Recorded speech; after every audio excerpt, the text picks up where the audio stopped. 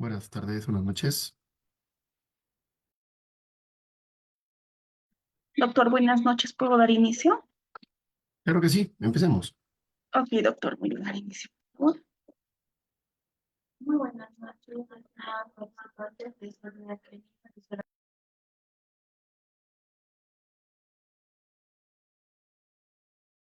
No se les escucha, están baja del volumen o algo, pero no se les oye, compañeras. El ponente a cargo del un momento, por favor, doctor. Claro,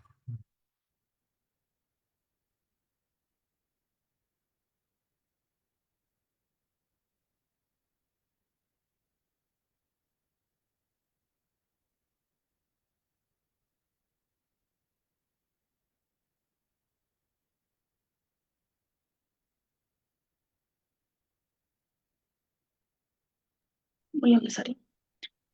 Bien, voy a dar inicio. Muy buenas noches, estimados participantes. Les saluda Diana, asesora académica del Centro de Capacitación Galeno SIC. Bienvenidos al curso de tomografía y estudios angiográficos. El ponente a cargo del curso es el radiólogo Francisco Vargas.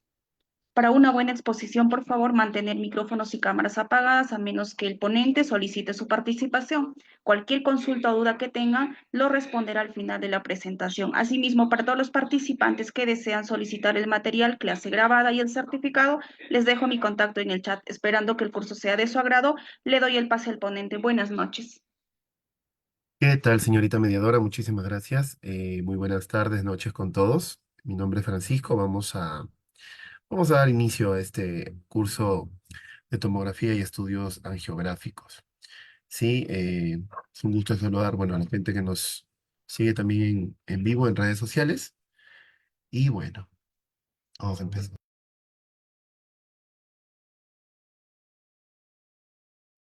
Yo creo que ahí sí se ve bien. Vamos a hacer, bueno, las normas de siempre que conversamos con los participantes. Recordar que cualquier inquietud, duda, al final del taller, bueno, podemos conversar unos minutos, siempre dejamos unos minutos con esa intención, ¿verdad? Sin más preámbulos, empecemos con tomografía y estudios angiográficos, ¿no? Primero, entender, asumamos que, bueno, no todos los oyentes o participantes tienen alguna experiencia, es por eso que nosotros tratamos de abarcar de manera uniforme y general todo taller y todo curso en cuanto a radiología. Entendamos así que la tomografía es, bueno, es un escáner, es una técnica de imagen que utiliza radiación ionizante, utiliza rayos X y mediante computadoras, algoritmos y fórmulas nos emiten o nos producen imágenes anatómicas del cuerpo, ¿sí? De cualquier región del cuerpo. La tomografía en el transcurso de los años ha tenido un avance de la mano con la tecnología, como cualquier equipo electrónico o mecatrónico. Es así que la tomografía no siempre fue o no siempre tuvo la forma y las características que las tenemos hoy en día. Al inicio, recordar que el principio de la tomografía es un gantry, que es el orificio, como dicen los pacientes, donde en un extremo tiene un tubo de rayos X y en el otro extremo tiene un detector, ¿sí? Por el momento, digamos, un detector. ¿Por qué? Porque cuando empezó la tomografía, a inicios de los años 70, la primera generación de tomógrafos, bueno, desarrollada por Corran y Hounsfield, que son los padres de la tomografía, ganadores de premios, galardones, incluyendo el Nobel de ese año en física o fisiología, que era antes. Y básicamente lo que hacía era, en un extremo el tubo de rayos X emitía un fotón o un haz de radiación, y en el otro lado, bueno, se daba la detección, ¿no? Esto lo tenía que hacer por cada corte que queríamos adquirir. Entonces, imagínense cuánto demoraba en ese entonces, ¿no? Más o menos era 5 minutos por corte o por plano tomográfico. La segunda generación, años después, ¿qué es lo que cambió? Para no mezclar ni confundirnos, simplemente que ya no era un solo detector, sino teníamos una cantidad de 30. Eso hacía que, claro, el mismo haz de rayos X se disparara, pero teníamos treinta imágenes. Sin embargo, seguían siendo un tiempo de 20 segundos cada 30 detectores, o sea, cada disparo de 30 detectores. Sigue siendo o seguía siendo una cantidad bastante lenta, un estudio bastante eh, pobre, por así decirlo. Mencionar que estas dos generaciones em, lo principal o lo que hacían es que, bueno, únicamente podían desarrollar tomografías de cerebro, ¿sí? Vinieron la tercera y la cuarta, conforme fue avanzando los años, la diferencia que el gantry o el equipo de tomografía ya tenía hasta de 800 detectores, ¿ok? Entonces cada 20-25 grados disparaban y teníamos 800 detectores para adquirir mayor cantidad de imágenes, ¿no? Eso disminuía obviamente el tiempo. A partir de la cuarta generación, a finales de los 80, podríamos decir lo más cercano a lo que a la actualidad tenemos, pues ya era una cantidad de hasta 5.000 detectores, ya no eran ni 20, ni 30, ni 100, ni 400, sino un 4.000, casi 5.000 detectores. Eso hacía que prácticamente todo el gantry, a excepción del segmento donde está el tubo, esté cubierta de detectores, ¿no? Eso ya hacía unos minutos, teníamos un examen completo. Ya no solo realizábamos de cráneo, sino, bueno, de toda cualquier estructura del cerebro. Y es así como llegamos, bueno, a la última generación, quinta, sexta, hay literatura que la menciona hasta la séptima generación de tomografías, donde la cantidad, pues, se mantiene hasta 5.000 detectores. En un extremo se dispara, en el otro detecta, mientras que el tubo va girando de manera helicoidal, principio fundamental de la tomografía, y el paciente va ingresando en esta corona, en esta rueda, como dicen los pacientes, donde el nombre correcto obviamente es gantry, ¿no? Estas imágenes son una computadora y la computadora las procesa en imágenes que, como vemos en esta imagen, valga la redundancia, bueno, son una tomografía correctamente realizada, ¿no? Justo de cerebro, encéfalo, que es lo que nos interesa el día de hoy, la charla, ¿sí? Bueno, ya tenemos incluso tomógrafos con más de dos fuentes de radiación, es decir, con dos tubos de rayos X para exámenes y tipos de estudios mucho más complejos. Pero entender que, bueno, así fue cómo se desarrolló todo el tema de la tomografía, ¿no? Acá hay un cuadrito que les muestro, les expongo, donde básicamente es el resumen de lo que les acabo de mencionar. Imagínense este tomógrafo cómo era prácticamente súper incómodo, ¿no? El paciente, imagínense, tenía que doblar las rodillas incluso para poder caber en esta mesa de material, bueno, bastante incómodo, 1.100 de tomógrafo. Era pequeño, era extremadamente costoso. El personal que desarrollaba este tipo de estudios, pues, estaba empezando a nivel mundial el concepto de la tomografía, más no de las rayos X. Recuerden que los rayos X tienen una creación o aparecieron muchos años atrás, pero usados de esta manera, con este principio, pues fue a partir del año 70, ¿no? No tiene muchos años la tomografía, a diferencia de los rayos X, que tiene más de 100 años. La tomografía, bueno, son 2000, son 30, son casi 40 y pico de años, 50. Sí, ya tenemos, como les decía, sexta y séptima generación, hay literatura que lo pone hasta séptima, es por eso que la menciono, pero con conocer las seis que ya les mencioné, pues estamos del otro lado, ¿no? Digamos que a partir del 75, 1975, ya se desarrollaron estudios de más de, ya no solo de cráneo ni de cerebro. Sabiendo eso, hay que entender que por qué la tomografía se ve de esa manera, ¿no? ¿Por qué gris, blanco, negro, etcétera? Obviamente en estudios normales, no estamos hablando de reconstrucciones, ni de 3D, ni de MPR, ni MIP, nada de eso. Solo hablando de tomografías simples. Porque la idea es comprender, como les decía, en qué consiste este tipo de estudios. Y llegamos a la escala o a las unidades Hounsfield. Recuerden que uno de los creadores del principio de la tomografía fue Henry Hounsfield, y junto con Conrad, que bueno, son los padres de la tomografía, en honor a ellos se elaboró esta tablita o este cuadro de unidades Hounsfield, donde básicamente, ¿qué es lo que nos dice? Que cada tejido, cada órgano, cada segmento del cuerpo tiene un número específico en tomografía. ¿Ok? Es así, si yo pongo un detector o a veces el cursor, dependiendo del software del equipo, me va a decir dentro de la escala Hounsfield qué numeración o qué factor de ponderación tienen. Recuerden que en radiología básica, mientras más denso es el tejido, más, más rayos X van a captar y viceversa. Entonces, ¿qué quiero decirles con esto? Que, por ejemplo, tenemos el agua como referencia, ¿sí? Con un cero, ¿ok?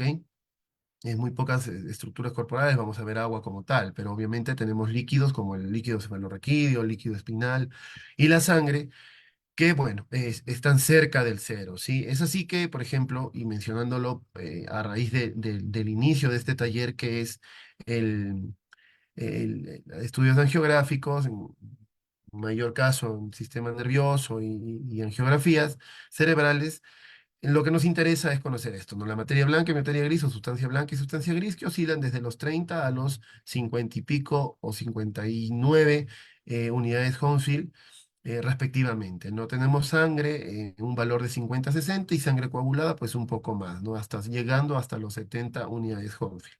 HU es lo que el equipo de tomografía nos indica. Referencias externas tenemos como que em, el hueso cortical, es decir, el hueso, su nivel cortical, no la médula, sino el nivel cortical, puede llegar hasta los 1.000 unidades Hounsfield, mientras que el aire está bajo cero, ¿sí? Y es, bueno, de hasta menos 1.000 unidades Hounsfield, ¿sí? La grasa corporal la tenemos a partir de menos 100, puede llegar hasta menos 200, menos 250. Pero ya tenemos una idea de lo que significa cada tono de gris, por decirlo de alguna manera, en tomografía computada. Nosotros en tomografía, como cualquier estudio de imagen, desarrollamos todos los exámenes en base a protocolos. ¿Sí? ¿A qué me refiero con esto? Todo protocolo que nosotros apliquemos tiene la finalidad, primero, de realizar estudios de manera uniforme, es decir, hablar todos el mismo idioma, y por hablar todos el mismo idioma me refiero a centros radiológicos, distintos profesionales de la medicina y que no haya errores o por lo menos minimizar los errores. Es así que, bueno, un protocolo es lo que es, una serie de instrucciones, de pasos que nosotros, bueno, vamos a realizar en base, bueno, obviamente al conocimiento y a la situación del paciente. Como les decía, ¿no? Están diseñados para optimizar la calidad de imágenes y para minimizar el caso de los errores, no solo al momento de interpretación, sino el tema de la dosis de radiación que es sometido el paciente es bastante importante, ¿no? Bueno, las personas que no conocen o no han visto un tomógrafo, estos son unos de ellos. Es la marca que, bueno, tenemos en el centro donde trabajo y que básicamente consta de un gantry, ¿sí? Que es la rueda que les decía de los pacientes, con un orificio con un diámetro de hasta 80-90 centímetros. Les menciono esto porque es una de las principales diferencias estructurales con el resonador magnético o el gantry del resonador magnético, ¿no? Esta rueda es un gantry, esta rueda gira. Si nosotros destapamos esta carcasa, vamos a ver que gira a altas velocidades toda su estructura. Los comandos, tanto del lado derecho como del izquierdo, para poder posicionar la mesa y angular, si fuera el caso, el gantry junto con, bueno, la mesa que obviamente es donde va el paciente. Normalmente tiene una capacidad de máximo 190, 200 kilos y que, bueno, es lo de lo que se compone un tomógrafo computarizado. Este aparatito de acá, que no los confundan, básicamente es un inyector. Recuerden que en tomografía computada nosotros no todos los estudios los hacemos de manera simple, sino hay circunstancias donde aplicamos medios de contraste, ¿sí? Una sustancia radioopaca que nos se torna radioopaca dentro del organismo y que nos permite visualizar de manera más evidente o exagerada incluso ciertos patrones o patologías que pueda o no tener el paciente, ¿no? Este es un dispositivo digital que ahora se usa mucho para exámenes de imagen cardíacas. Nos permite, junto con la conexión de electrodos y de distintos elementos, a monitorear ritmo cardíaco, frecuencia respiratoria, etcétera, etcétera, la presión arterial incluso. Entonces vamos, bueno, realizando todo, ¿no? A la vez. Ese es el tomógrafo.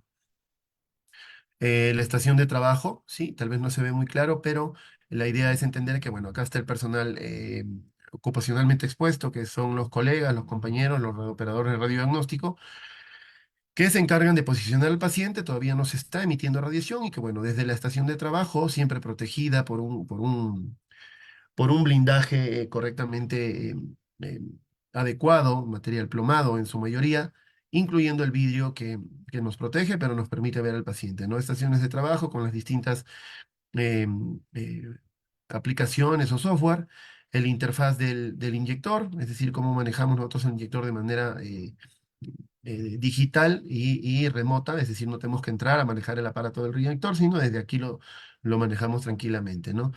Cámaras y otros accesorios donde nos comunicamos en tiempo real con el paciente, ¿no? Este es un tipo de interfaz o software de la marca Toshiba, marcas que, bueno, cada vez están tomando mucho mayor protagonismo en el área del radiodiagnóstico y que eh, tiene una interfaz no tan amigable, no tan sencillo como tal vez sí los tienen otros, ¿no? Que también lo vamos a ver. Pero bueno, básicamente lo mismo de siempre, ingresar los nombres, posicionar al paciente, factores, kilovoltaje, miliamperaje, elegir el segmento a radiografiar y en cuanto a las fases, en tomografía se hablan de fases, en resonancia magnética, solo para hacer la comparación, hablamos de secuencias o ponderaciones, y en tomografía hablamos de fases, ¿no? Una fase arterial, una fase simple, un topograma, un Scott View, etcétera, etcétera. Estas son dos interfaces de otras marcas. Recuerden, la anterior era Toshiba. Esta de la izquierda, si siguen el cursor, es una interfaz de la marca General Electric, ¿sí? Que, bueno, sigue siendo, ¿no?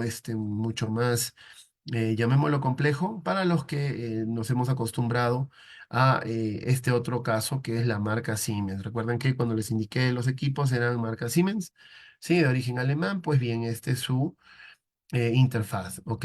La teoría y al principio es el mismo. Todos nos brindan exactamente las mismas herramientas, siempre y cuando, bueno, las hayamos adquirido, y por adquirir me refiero a comprado, costeado en el caso de las personas que quieren incursionar en el mundo e invertir en radiología, tienen que saber que no todos los tomógrafos vienen con todas las opciones. Un tomógrafo tiene como obligación, o por lo menos la casa comercial que te lo provee, permitirte hacer gran cantidad de estudios, pero como obviamente temas de marketing y temas que cada vez van cogiendo mayor protagonismo para las personas que nos oyen en temas de radiología, porque les interesa, ¿no? Les interesa saber cuánto valen, qué incluye, qué no incluye, garantías, tiempo, etcétera, etcétera. Es por eso que me involucro a mencionar este tipo de criterios. No siempre van a venir instalados en el software, ¿ok? Mientras más eh, eh, opciones querremos nosotros, pues el equipo tendrá un valor extra. Pero de todas maneras, entender que, bueno, lo que les decía, las fases, ¿no? Vamos delimitando el topograma o la región de interés que vamos a analizar. En este caso están haciendo un abdomen y pelvis, ¿sí? Donde vemos que, bueno, empieza desde un segmento hepático por debajo del diafragma, las crudas ya no se ven, y vemos, ¿no? Que tiene un topograma primero, la fase arterial, una fase arterial tardía, digámosle así, y los tiempos, ¿no? Kilovoltajes, el miliamperaje, la dosis ya minimizada. Este es un software que minimiza la dosis de radiación en esta interfaz que es de Siemens. Y bueno, ¿no? El tiempo de scan, el delay, que es el retraso, el grosor del corte y todos los factores que, bueno, nosotros manejamos en tomografía, ¿no? Acá al final tenemos la dosis de radiación emitida en este tipo de estudios. Y bueno, un sinfín de opciones que tendríamos que extendernos mucho más para aprender a hacer una tomografía. Yo creo que las personas que sí son allegadas a la radiología o que ya tienen experiencia en el radiodiagnóstico, más aún en tomografía, saben de lo que estamos hablando. Em, recordar un poco de anatomía, ya que vamos a ver imágenes en lo que nos resta de charlas. ¿Qué era el sistema nervioso central? Sabemos que lo compone el cerebro y la médula. Y bueno, en resumen, procesa y coordina información motora y sensorial de todo el cuerpo, ¿ok? Esto mediante obviamente la médula y todos los nervios periféricos. Cada segmento tiene una función, ¿sí? Entender que cada segmento del cerebro tiene una función, vamos a hablarlo también. Y que, bueno, no solo procesa ni coordina, sino que también da la respuesta a la sensación. Es decir, nosotros tocamos algo caliente, pues el cerebro automáticamente te pide retirar la mano, lo que esté en contacto con esa superficie para no, bueno, quemarte y que te duela, ¿no? Entonces es una de las principales funciones. Lo que les decía, ¿no? Tiene funciones cognitivas y emocionales. Recordad que la memoria y el lenguaje son funciones del sistema nervioso central, al igual que las respuestas. ¿Sí? Acá les pongo un esquema, básicamente un dibujo que me agrada bastante porque pareciera, es un cerebro, pero pareciera que fuera un árbol, ¿ok? Y bueno, básicamente la corteza, toda la corteza cerebral, son sus funciones principales, tanto el lenguaje, las emociones, el pensamiento.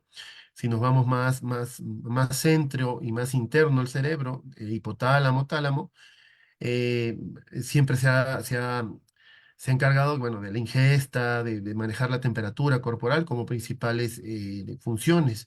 En el caso del hipocampo, si nos vamos, bueno, más inferior al tálamo, sabemos que es el encargado de la memoria y el aprendizaje, ¿no? Es una zona bastante importante en el caso de los neurocirujanos, zonas donde siempre piden realce no solo con contraste intravenoso, por mencionarles, sino con distintas estudios que a veces no solo son la tomografía, sino, bueno, estudios más funcionales como la resonancia, etcétera, etcétera. La médula, como les decíamos, conecta, bueno, cerebro con el resto del cuerpo y que básicamente, ¿no? Es el encargado de recibir y llevar las sensaciones, las emociones.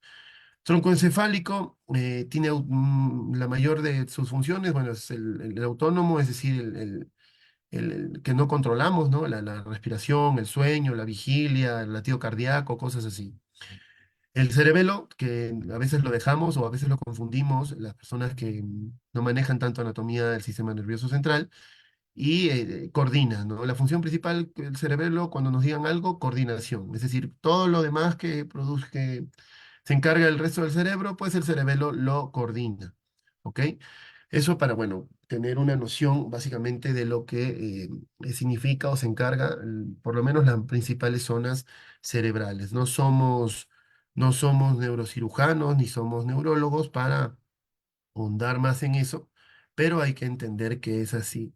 ¿Por qué les cambié de pantalla? Porque en este momento vamos a compartir como si estuviéramos haciendo una tomografía en tiempo real de cerebro. Entonces les estoy compartiendo en este momento la página que, bueno, nosotros realizamos. Yo creo que sí estamos ahí. El otro día tuvimos un problema porque creía que estaba hablando en la aplicación y no estábamos haciendo eso. Entonces, bueno, esta es una tomografía simple de cerebro, siempre de superior a inferior, es decir, estamos viendo desde arriba, acuérdense que esto es derecho, esto es izquierdo, esto es superior, esto es inferior, pero estamos viendo un plano axial, ¿ok? Tenemos los lóbulos, bueno, comienza a visualizarse en principio el parietal junto con los temporales, y conforme vamos bajando, bueno, ya vemos estructuras mucho más específicas como los ventrículos laterales, tercer, cuarto ventrículo, va asomando el acueducto de Silvio, tenemos el tálamo fómix, el cuerpo calloso en su acodadura, su rodilla, como la mencionen o como prefieran mencionarlo ustedes, y un sinfín de estructuras que, bueno, eh, como todo en radiodiagnóstico, la intención y la forma que nosotros vamos a aprender es siempre ver, ver y ver, ¿no? Bueno, esta página es bastante útil para el tema anatómico, pero sí actualmente necesita suscripción, es decir, necesita hacer un pago para que les tensionen las estructuras. Las personas que van a empezar a estudiar este tipo de materias, pues sí, sí sería recomendable aprendérsela. No es publicidad, no es propaganda, pero es la plataforma que a mí me ha servido, y en el centro donde trabajamos nos seguimos guiando de estas, ¿no? Bueno, globos oculares, ¿sí? Celdillas etmoidales, nervios ópticos. Va a comenzar a aparecer toda la estructura del hueso esfenoides, peñascos del temporal, ¿ok? Lóbulo occipital, cerebelo, protuberancia, y bueno, ya. En cuanto a lo óseo, tenemos los senos maxilares, tanto derecho como izquierdo. Mientras más inferior, ya aparecen los grandes vasos del cuello, ¿no? Carótidas, yugulares. Nos vamos a un plano sagital y básicamente, bueno, la hoz del cerebro con la cisterna magna, ¿ok? Bueno, calcificaciones como variantes anatómicas, los plexos coroideos, las estructuras nasales, que ya las mencionamos, y recordar que, bueno, no es todo, en todo el cerebro, en toda la estructura cerebral de encéfalo y cerebelo, tenemos fisuras y circunvoluciones, ¿no? Las fisuras que conocemos, las básicas, Silvio, pero las circunvoluciones, todas tienen nombre, ¿no? Lastimosamente la anatomía humana es bastante compleja y todos tienen su razón de ser. Ustedes saben eso muy bien, más que yo. Y que, bueno, cada circunvolución y cisura tienen su nombre, ¿no? Que la cisura temporal superior, que la cisura temporal inferior, que la circunvolución media, etcétera, etcétera, etcétera. Irrelevante en este caso, pero como les digo, hay que saber que existen y que están ahí. ¿Sí? Esto sería un plano sagital, como les decía, de derecha a izquierda, hasta que, bueno, ya llegamos a un segmento donde es prácticamente inútil, ¿no? Y de ahí pasamos al plano coronal, ¿ok? De adelante de anterior a posterior. Esto es derecho, esto es izquierdo, globos oculares. Comienza a asomar el lóbulo frontal con con su fusión con los lóbulos parietales, si podemos decirlo de esa manera. Aparecen los lóbulos temporales, vemos los ventrículos de otra manera, distinta a la que veíamos en el occipital, pero siempre relacionada a esta, ¿no? Y todas las estructuras que, bueno, ya hemos mencionado. Sí, vamos a continuar ahora sí con dónde nos quedamos, que era aquí, ¿cierto? Sí, sí, de aquí. Ujú, ujú. Estamos ahí. Ok, esta es la página que solemos trabajar, ¿no? Los invito a revisar, como les digo, tienen una versión gratuita y otra versión de paga.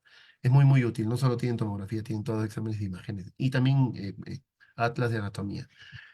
Es por eso que, bueno, llegamos a la angiografía cerebral, por eso el preámbulo en cuanto a algo de anatomía, porque entendemos que la angiografía cerebral, como parte del taller, ese es un procedimiento médico de radiodiagnóstico que utiliza obviamente imágenes en tiempo real para visualizar vasos sanguíneos, ¿no? Venas y arterias. Y obviamente cualquier anomalía o patología que evidenciemos durante su realización. ¿Cuáles son las indicaciones para una geografía? Es decir, ¿para qué nosotros realizaríamos, pues, o para qué nosotros asistiríamos, perdón, al profesional? Recuerden que nosotros como operadores de radiodiagnóstico no realizamos el procedimiento, sino asistimos de manera radiológica, es decir, dándole mediante posiciones radiológicas las imágenes que el especialista, el cirujano, el intervencionista, el cirujano vascular necesite. Es así que, bueno, las principales indicaciones son los aneurismas cerebrales y están en este orden: las malformaciones arteriovenosas, los ACV, tumores y estenosis o oclusiones arteriales. ¿Ok? Para todo este tipo y más de indicaciones es que sirve una angiografía cerebral. Bueno, ya hablamos de anatomía, pero recordar, ¿no? La principal estructura anatómica dentro del cerebro es el polígono de Willis, con las arterias que ya hemos mencionado en talleres anteriores, de las carótidas, la cerebral, la anterior, la media, la comunicante anterior, comunicante posterior, basilar y vertebrales, que serían básicamente lo que nos interesa conocer. ¿Por qué? Porque una vez que nosotros realicemos estudios de angiografía cerebral, hay que tener claro ese tipo de anatomía, ¿no? Y saber qué estamos viendo y qué imágenes le estamos dando a los cirujanos. Esto no es una angiografía, esto es una tomografía eh, con reconstrucción para ver el sistema vascular del cerebro, pero bueno, están todas las estructuras, ¿sí? Sé que el material que estamos ahorita tratando, al final lo pueden adquirir con el centro de formación, pero de todas maneras no estaba de más mencionarles y que sepan que no es una geografía, pero nos sirve para ver cómo está, ¿no? Delimitado el polígono de Willis en una vista real. Básicamente, la geografía cerebral se realiza pidiéndole ciertas indicaciones, ciertas características al paciente, no solo el tema de si es alérgico o no al medio de contraste. Nosotros usamos un medio de contraste, o como dicen los pacientes, un medio que pinta o que tinta los vasos, y que este medio de contraste, bueno, en ciertos pacientes causan alergias, ¿no? Shocks, etcétera, etcétera. Es por eso que se le analiza al paciente, o a veces se le hace hasta pruebas de alergia para ver que no existan este tipo de reacciones, así como el ayuno correspondiente y, bueno, siempre revisar el historial médico antes de. Bueno, durante el procedimiento se le ingresa un catéter. En lo común es en la arteria femoral, justo en la ingle, pero ya hay incidencias de que, bueno, se ha realizado durante o en la arteria radial, ¿no? Esto tiene mucho que ver, no sé si creo que sí les traje un artículo relacionado a eso, ya que, claro, ¿no? Como nos vamos, la idea es de que una vez que catetericen al paciente, ingrese, si es por la arteria femoral, llegue a las ilíacas, o a la cilia ilíaca, perdón, suba hasta el callado de la aorta y, bueno, de ahí se dirija hacia el cuello, ¿no? Por medio de las carótidas. Pero la distancia sería bastante larga, ¿no? Calculen desde el fémur hasta el cuello. Sí, básicamente el cuello. En cambio de la radial, creo que la distancia es obvia, ¿no? Es más corta y el tipo de incisión es mucho menor, y es de más fácil acceso. Recuerden que es arterial, no cateterizan en venas, sino en arteria. Y que, bueno, como les decía, ¿no? Está más cerca al callado, que es lo que nos ingresa. Una vez que ya está cateterizado, pues, y sabemos que no va a haber ningún tipo de reacción, se procede con la inyección del medio de contraste. Anteriormente nosotros dimos, hace unas semanas, unas charlas sobre el posicionamiento de catéteres. Nos enfocamos al tema neonatal, pero ¿por qué les menciono esto? Porque en esa charla compartimos los tipos de catéteres que nosotros manejamos en geografía o en hemodinamia, etcétera, etcétera. ¿Por qué les digo todo esto? Porque los catéteres también tienen medidas, tienen funciones, y cada uno es específico para cada uno. Estos son los JR que les decimos, ¿sí? Que lo que hacen es básicamente, bueno, tener la forma del callado para su correcta manipulación, ¿no? Tanto la guía como el catéter tienen esa forma, y básicamente se denominan JR por sus siglas del nombre. Como todo catéter, se clasifica dentro de la clasificación French, ¿ok? Y mencionar que los catéteres idóneos para el tema de la angiografía cerebral es el French 5 y hasta el French 6. ¿Ok? Entendamos de que este son el esquema del diámetro de ellos. y que el 5 tiene 1,6, casi 7 milímetros de diámetro y el 6 2,0, 2,2. Entonces, esos son las medidas del French o del catéter que usan para el tema de la angiografía cerebral. ¿No es importante conocer?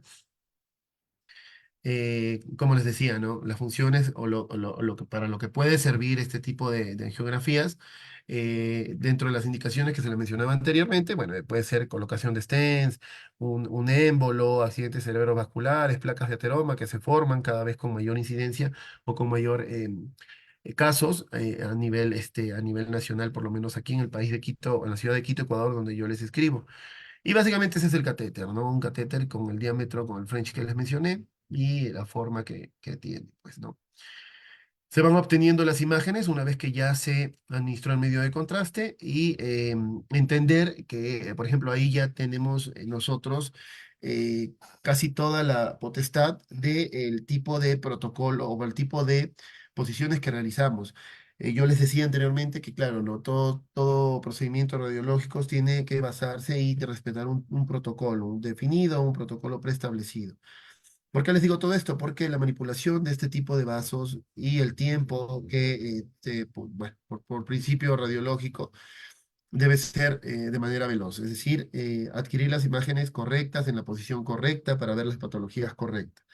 Eh, los invito futuramente a un webinar o a una charla que vamos a hacer solo de angiografía cerebral, donde mencionamos absolutamente todas las posiciones establecidas y las posiciones que nosotros a veces por criterio personal agregamos dependiendo de la patología. Pero en principio entender, no es charla de angiografía neta, lo que debemos, o lo que hacemos nosotros como operadores radiodiagnóstico. Obviamente después de terminar con todas las imágenes, el intervencionista, el cirujano vascular, pues terminará con el proceso y bueno, él se encargará o pedirá que se aplique presión al sitio de la inserción, de la incisión, perdón, para que el paciente, bueno, detenga el sangrado. No les repito, recuerden que la inserción o el cateterismo se hacía vía arterial no venosa. Em, em, ¿Cómo les puedo mencionar? A veces existen ciertas desventajas, así como hay muchas ventajas, donde la misma técnica del especialista lacera el vaso.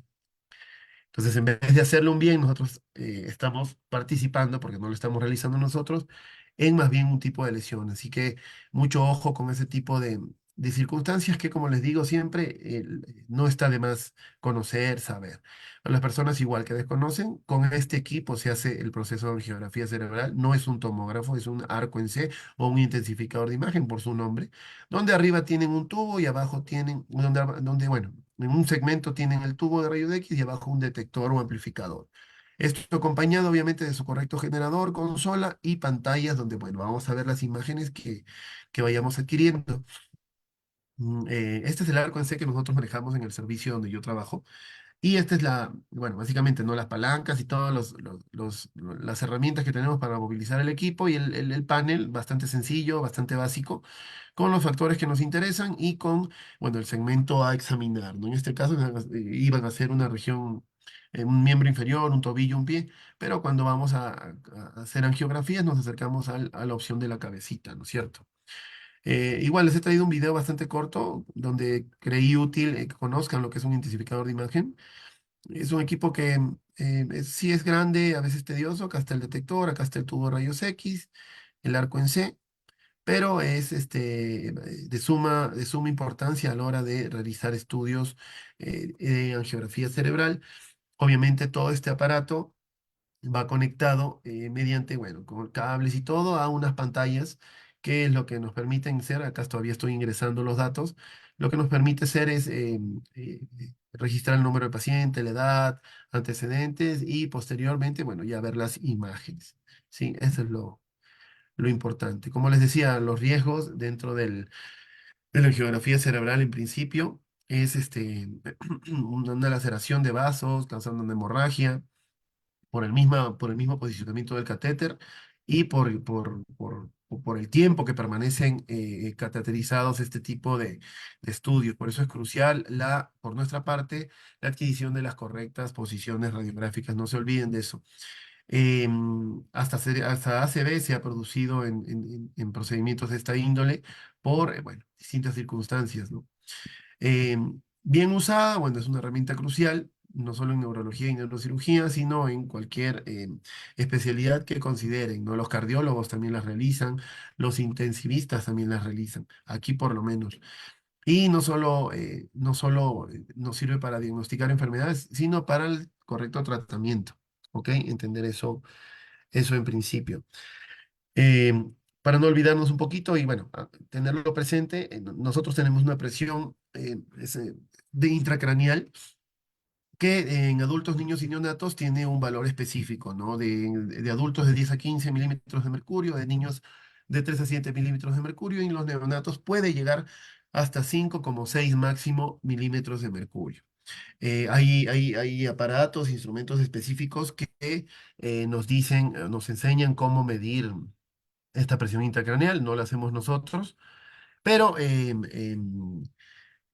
entender que una hipertensión intracraneal es cuando pasa mayor a los 20 milímetros de mercurio. Como les digo, no está de más aprender, a veces son datos que uno cree saber y que, bueno, no caemos en cuenta hasta que ya estamos involucrados en el procedimiento, ¿verdad?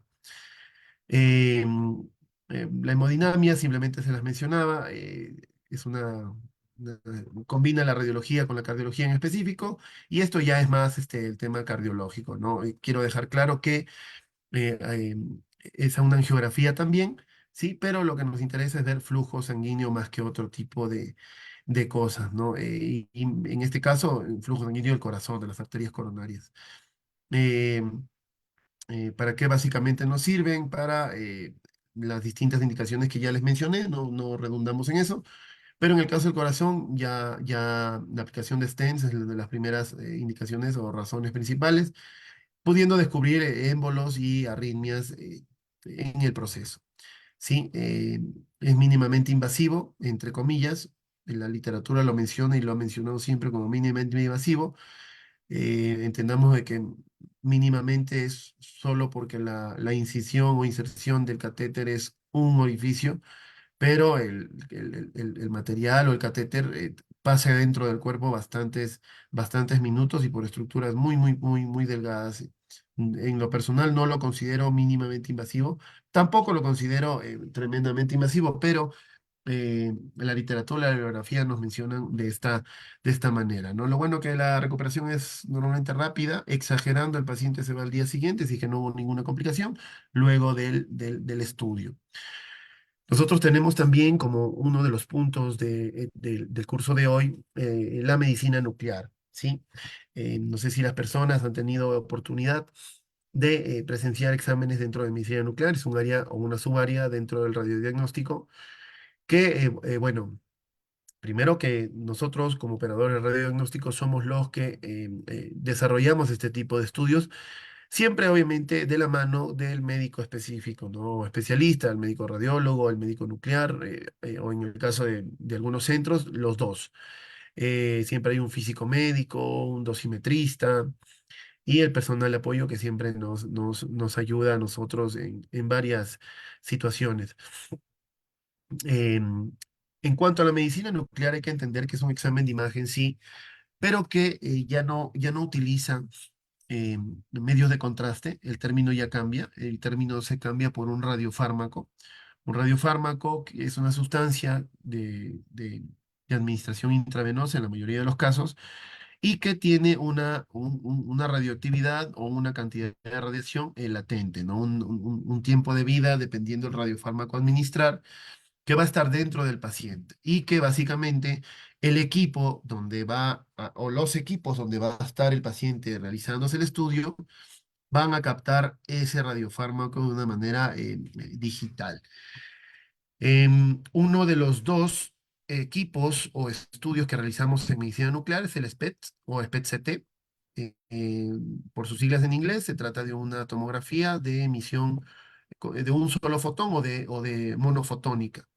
Como les decía, es una prueba de medicina nuclear que utiliza radiofármacos y que se diferencia a la otra que vamos a ver porque primero se utiliza otro equipo, que es este de aquí, que es una gamma cámara, y lo que hace esta gamma cámara es detectar la actividad tumoral vinculada al radiofármaco, que bueno, lo vamos a ver en unas diapositivas futuras. Nosotros también hemos tenido, ahorita que recuerdo, charlas sobre medicina nuclear. Es un campo tremendamente amplio porque va desde la creación del radiofármaco hasta la adquisición de imágenes que vemos acá. Sí, esta es la maquinita del SPECT-CT, es una gamma cámara o SPECT-CT, y estas son las imágenes que nos produce. ¿Sí? Es una mamografía cardíaca donde vemos la actividad ¿no? O el metabolismo del tejido que estemos realizando. Por otro lado, existe también el PET-CT, ¿no? Tomografía por emisión de positrones. Es un examen de medicina nuclear mucho más complejo donde necesitas necesariamente una capacitación y una formación muy aparte a la que tenemos o tuvimos como operadores de radiodiagnóstico. Es una especialidad, llamémoslo así, bastante amplia y que cada vez tiene mucho más protagonismo en el mundo de la radiología. Este simplemente se encarga que bajo la administración de un radiofármaco, que en principio son la FFG18, que es la fluoroxidesoxiglucosa, es una molécula que simula dentro del cuerpo ser o tener la misma función que la glucosa, logrando que las células tumorales pues la capten, ¿no?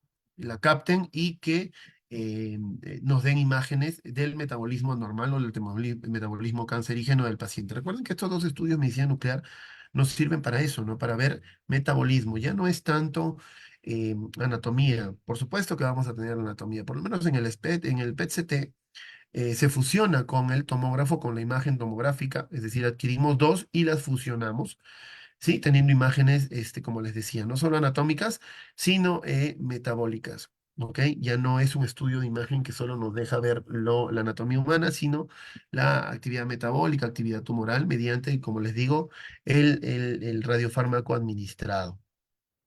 Este es el radiofármaco administrado, es un material radioactivo que, bueno, también hemos tenido la oportunidad de conversar de materiales radioactivos, transporte, etcétera, etcétera, y hablamos de las etiquetas también, qué significa cada una de ellas, ¿no? Casi como vemos en los alimentos que tienen su descripción, bueno, en el radiofármaco también, tiempo de vida, vida media, en qué momento pierde, ¿no? Su poder, por decirlo de alguna manera, factor de reactividad.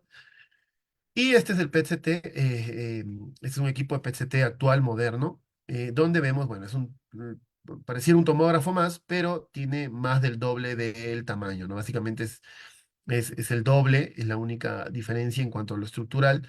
Y el tema de los detectores, el tema del tubo se mantiene, mientras que la segunda parte es el PET, ¿no? O sea, son dos equipos fusionados, por eso es PET-CT, tomografía por emisión de positrones, tomografía del CT, el Computer Tomography por sus siglas, y la tomografía de emisión de positrones, que es el PET. La literatura también lo menciona como TEP, tal vez vayan a creer que es otro, no, es el mismo. TEP, PET, es exactamente lo mismo. El radiofármaco que nosotros utilizamos en el PET-CT y bueno, los radiofármacos que se utilizan en medicina nuclear en general, incluyendo el SPET, son sintetizados en una radiofarmacia por bioquímicos o radioquímicos que de ciertos elementos, obviamente, los sintetizan en una farmacia, en un ciclotrón, y que, bueno, lo que producen o lo que confirman de que esté correctamente o pasado un control de calidad son ellos, ¿no? Es unas instalaciones similares a estas, donde el cuidado y los controles de calidad son bastante minuciosos. Recuerden que estamos trabajando con material radioactivo, material que tiene que estar estéril, y es, bueno, ya tema de los radiofármacos, pero como como profesional correcto, es el bioquímico el que se encarga, o los bioquímicos que se encargan de todo esto. Por último, les he traído un par de artículos donde siempre es bueno comparar la accesibilidad y especificidad de cada uno de ellos. Y en el caso, por ejemplo, de esta revista americana eh, de de Radiología mencionan en una de sus publicaciones em, cuanto a la sensibilidad y especificidad de este específico cáncer, ¿no? Que era una metástasis ósea por, bueno, un cáncer que abarcó ganglios y otros segmentos. Y mencionan, que es lo que nos interesa, que la especificidad de este estudio en este tipo de cánceres realizado por PET-CT, como les decía, flúor F100, F18FDG, que es la fluorodeoxiglucosa, es del 96%. Y la sensibilidad informada para la detección de afectación ganglionar fue del 100%. Es un estudio que sí uy, perdón, se abrió, se salió, no, sí, que nos da altos valores de sensibilidad y especificidad. Es decir, eh, sugerirlo siempre en el ámbito laboral a los colegas que son estudios que dentro de estas patologías de cáncer tienen este tipo de, o estos niveles de valores, ¿no? Este es otro caso, esto lo publicó la revista Cielo, pero en su matriz de España. Es relativamente antigua, tiene más de 20 años, pero imagínense, si hace 20 años tenían valores así de altos, ¿cómo será ahora, no? Nos mencionan que, bueno, en técnicas anatómicas fundamentales, tomografía y resonancia son poco específicas en dicho diagnóstico diferencial de tratamiento sí, de tratamiento oncológico, ¿no? Acá hablan solamente de la tomografía del PET, de la tomografía por emisión de positronos en la práctica clínica oncológica, ¿no? Pero dice que la sensibilidad, igual del PET, en esta situación específica, en situaciones donde el cáncer, bueno, ya haya hecho metástasis, es del 100%, ¿no? La sensibilidad. Segundo artículo que nos menciona lo mismo, casi lo mismo de los valores, ¿no? Y la especificidad de 56 al 100, ¿no? Siendo un valor promedio un 70, 75, donde es bastante bueno.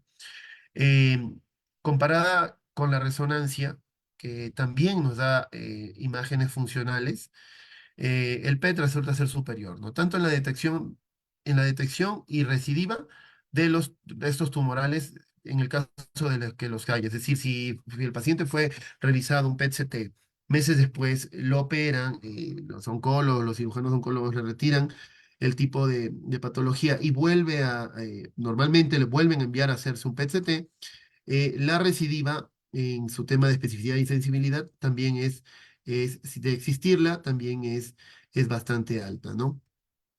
Y bueno, como lo último, el máximo rendimiento se obtiene con la imagen función de PET-RM. Eso será motivo de la próxima charla, hablar solo de PET-RM, que es el PET-RM, es la función ya no CT, es decir, ya no PET-CT, con tomografía, sino PET resonancia. Imagínense imágenes de esa índole, es una locura. Aquí en el país no tenemos PET resonancia, aquí en la ciudad de Quito, Ecuador, y en todo el Ecuador no existe el PET resonancia. Recién han comenzado a construir el sector privado o adquirir, perdón, PET-CTs, tomografía por emisión de positrones, y no ha llegado al país todavía, hasta donde tengo el conocimiento y dudo equivocarme, PET resonancia.